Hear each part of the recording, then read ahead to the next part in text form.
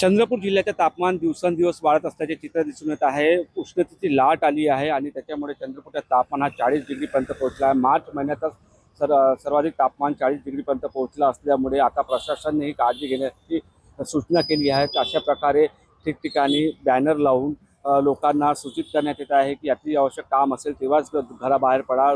दुपारी 12 ते 4 घराबाहेर निघण्यास टाळा।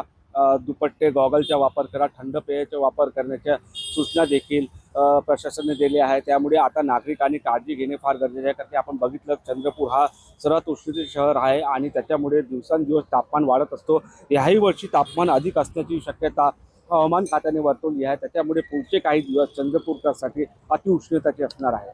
निलेश दहाड, TV9 मराठी, चंद्रपूर।